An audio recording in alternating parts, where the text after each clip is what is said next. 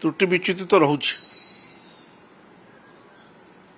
କହିବାର କୌଣସି ଦ୍ୱିଧା ନାହିଁ। ନେତୃତ୍ୱ ଠିକ୍, ଦଳ ବି ଠିକ୍, ଦଳ ସୁସଂଗଠିତ ଅଛି। ସମସ୍ତେ ନିଜ ନିଜର ବ୍ୟକ୍ତିଗତ ଉଦ୍ୟମରେ ନିଜର ଭବିଷ୍ୟତ ଏବଂ ଦଳର ଭବିଷ୍ୟତକୁ ସଂଗଠିତ କରିବା ପାଇଁ ସୁଦୃଢ଼ କରିବା ପାଇଁ ଚେଷ୍ଟା କରୁଛନ୍ତି, ହେଲା କଥା। କିନ୍ତୁ ନେତା ଠିକ୍ ଅଛନ୍ତି, ଦଳ ବି ଠିକ୍ ଅଛି, ହେଲା କଥା।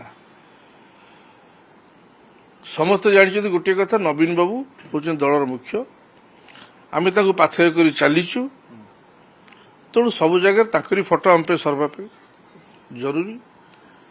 ତେଣୁ ଆଉ କିଛି ନାହିଁ, କୋଉଠି ସମସ୍ତେ କିନ୍ତୁ ଦଳଗତ ଉଦ୍ୟମ ହବା ଡେରି ହେଲା ପରେ ସମସ୍ତେ ନିଜ ବ୍ୟକ୍ତିଗତ ସ୍ତରରେ ସମସ୍ତେ ନିଜର ଭବିଷ୍ୟତ ଏବଂ ଦଳକୁ ସୁଦୃଢ଼ କରିବା ପାଇଁ ଚେଷ୍ଟା କରୁଛନ୍ତି, ହେଲା କଥା।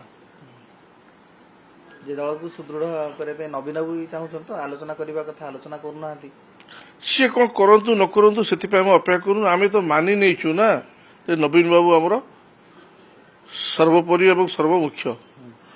ତେଣୁ ବାକି ସେ କ'ଣ ଆରମ୍ଭ କରନ୍ତୁ କି ସେ ଯେଉଁମାନଙ୍କୁ ଦାୟିତ୍ୱ ଦେଇଛନ୍ତି ସେମାନେ କରିବାରେ ବିଳମ୍ବ କରନ୍ତୁ, କିନ୍ତୁ ଆମେ ଆଉ ସେଥିପାଇଁ ଅପେକ୍ଷା ନ କରି ଅନେକ ନେତା ନିଜ ନିଜର ବ୍ୟକ୍ତିଗତ ଉଦ୍ୟମରେ ନିଜର ଭବିଷ୍ୟତ ଏବଂ ଦଳର ରାଜନୈତିକ ଭବିଷ୍ୟତକୁ ସୁଦୃଢ଼ କରିବା ପାଇଁ ଚେଷ୍ଟା କରୁଛନ୍ତି ଏବଂ ତତ୍ସଙ୍ଗେ ସଙ୍ଗେ ଦଳର ଭବିଷ୍ୟତକୁ ମଧ୍ୟ ସୁଦୃଢ଼ କରିବା ପାଇଁ ଚେଷ୍ଟା କରୁଛନ୍ତି। ଆପଣଙ୍କର ଆସ୍ଥା ବିଶ୍ୱାସ ପାଉନି ଦଳ ଉପରେ ଯେ ଏଇ ବ୍ରାଣ୍ଡରେ ଆମେ ଆଗକୁ ନା ନା ନା ନା ଦଳ ଠିକ୍ ଅଛି, ନବୀନ ବାବୁ ଠିକ୍ ଅଛି, ତା ଦେହରେ କୌଣସି ଦ୍ୱିମତ ନାହିଁ। କିନ୍ତୁ ତା ମାନେ ଗୋଟେ ସାମୂହିକ ଦଳ ନିଷ୍ପତ୍ତି ନେବ, ତାପରେ କ'ଣ ନିର୍ଦ୍ଦେଶ ଆସିବ, ତାପରେ ଆରମ୍ଭ କରିବା, ଏସବୁ ଜିନିଷ ହେବାରେ କିଛିଟା ବିଳମ୍ବ ଯେହେତୁ ଘଟୁଛି, ତେଣୁ ଆମେ ନିଜ ଚେଷ୍ଟାରେ ଆମେ କରିବା ଆରମ୍ଭ କରୁଛୁ ନିଜ ନିଜ ନିର୍ବାଚନ ମଣ୍ଡଳୀରେ। ଆ ଦେହରେ କିଛି ଅସୁବିଧା ନାହିଁ। ଗୋଟେ ପଟେ ମେଳି ହେଉଛି, ନେତା ଅନେକ କଥା କହୁଛନ୍ତି, କିନ୍ତୁ ଏପଟେ ନବୀନ ବାବୁ 10 ବିଧାୟକଙ୍କୁ ଡାକିକି ଆଲୋଚନା କରୁଛନ୍ତି। ତ ପ୍ରକୃତ ପକ୍ଷେ କ'ଣ ବାର୍ତ୍ତା ଦେବାକୁ ଚାହୁଁଛନ୍ତି ଦଳ?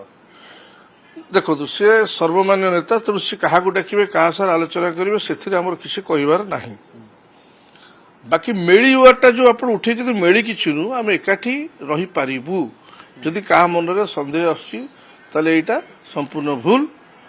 ଏବେ ବାସୁଦେବପୁରରେ କିଛି 2 ଦିନ ତଳେ ଆମେ ଯାଇଥିଲୁ, ବାସୁଦେବପୁର ନିର୍ବାଚନ ମଣ୍ଡଳୀରେ ପାଖରେ 5,000 ରୁ 6,000 ଲୋକ, ଦଳୀୟ ଲୋକ ଏକାଠି ହେଇଥିଲେ, ଭୋଜିଭାତ ହେଇଥିଲା ଏବଂ ବାଲେଶ୍ୱର ଜିଲ୍ଲାର ସମସ୍ତ ନେତା ଏବଂ ଆମେ ସମସ୍ତେ ମଧ୍ୟ ଯାଇଥିଲୁ।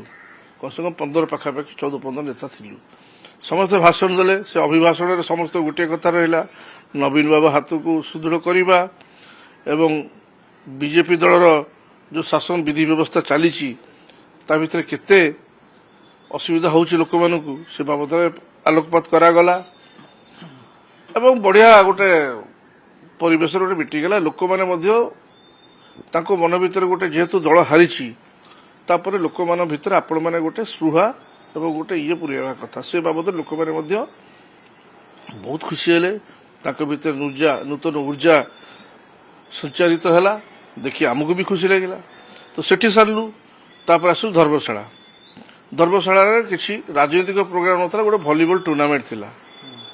ତେଣୁ ସ୍ଥାନୀୟ ବିଧାୟକ ଯିଏ ଅଛନ୍ତି ସେ ଅନେକ ବାଧା ବିଘ୍ନ ସୃଷ୍ଟି କରିବା ପାଇଁ ଚେଷ୍ଟା କଲେ। ତା ସତ୍ତ୍ୱେ ମଧ୍ୟ ଲୋକମାନଙ୍କର ଏତେ ଉତ୍ସାହ ଆପଣ ଦେଖିଲେ ଅଭିଭୂତ ହେବେ। ଆମେ ସମସ୍ତେ ପହଞ୍ଚିଲୁ, ବହୁତ ବଢ଼ିଆ ମିଟିଂ ମଧ୍ୟ ହେଲା ଏବଂ ଭଲିବଲ ଖେଳ ହେଲା କଥା। ତେଣୁ ଆମେ ଯେଉଁମାନେ ଅଛୁ ଭାଇ ଭାଇ ଭଳି ପରସ୍ପରକୁ ସହଯୋଗ କରୁଛୁ, ସମସ୍ତେ ଗୋଟିଏ କାନ୍ଧ ହୋଇ ଏକ ମନ ଏକ ପ୍ରାଣ ହୋଇ ପରସ୍ପରକୁ ସାଙ୍ଗରେ ଠିଆ ହେଇଛୁ, ହେଲା କଥା।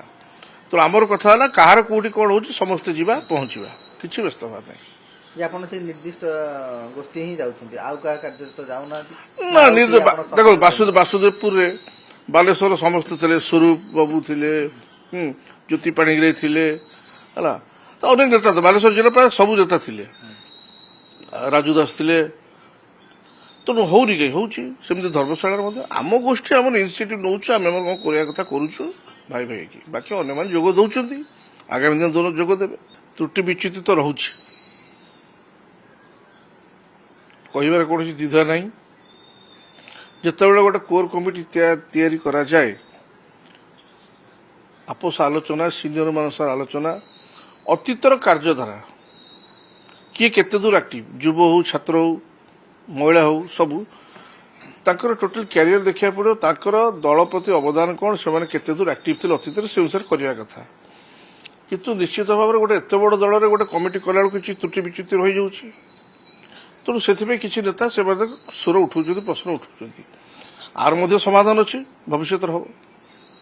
ଯେ ଏବେ ହଠାତ୍ କାହିଁ କରାନା ସମାଧାନ କାହିଁ କରାଯାଉନି ନବୀନ ବାବୁ କାହିଁ ଡାକୁ ହବ ହବ ହବ ଆମେ ଟିକେ ରାଜ୍ୟସଭା ନିର୍ବାଚନ ଅଛି ମାର୍ଚ୍ଚ ମାସରେ ତ ତା ପୂର୍ବରୁ ଅନେକ ପ୍ରକାର ଧୀରେ ଧୀରେ ବର୍ତ୍ତମାନ ଆମେ ଜିଲ୍ଲା ସ୍ତରୀୟ କମିଟି ବର୍ତ୍ତମାନ ଗଠନ କରାଯାଉଛି ରାଜ୍ୟ ସ୍ତର ଜିଲ୍ଲା ସ୍ତରୀୟ ଏବେ ଧୀରେ ଧୀରେ ଧୀରେ ଆମେ ସବୁ ଜିଲ୍ଲା କରିବୁ ବୋଧ ହୁଏ ଆଉ 7-8 ଦିନ ଭିତରେ ଜିଲ୍ଲା ସ୍ତରୀୟ କମିଟି ଗୁଡ଼ା ମଧ୍ୟ ହେଇଯିବ ହେଇଗଲା ପରେ ତାପରେ ପଞ୍ଚାୟତ ବ୍ଲକ ସ୍ତର ଏବଂ ମ୍ୟୁନିସିପାଲିଟି ସ୍ତରରେ ହବ ଇଏ ଗୋଟେ ଫେଜ୍ ଦେଇ ଚାଲୁଛି ତାପରେ ଆସିଯିବ ଫେବୃଆରୀ ସରିଲା ପରେ ପରେ ମାର୍ଚ୍ଚରେ ରାଜ୍ୟସଭା ଆସିଯିବ ରାଜ୍ୟସଭା ପରେ ପରେ ଦଳ ପୁଣି ଜୋରଦାର ପ୍ରୟାସ ଷ୍ଟାର୍ଟ କରିବ ରାଜ୍ୟସଭାରେ ଗୋଟେ ସୁଜାତା ପାଣ୍ଡିଆନ ବିଜେଡିରୁ ପ୍ରାର୍ଥୀ ହେବେ ବୋଲି ଅନେକ ଚର୍ଚ୍ଚା ଆଲୋଚନା କଣ ସତ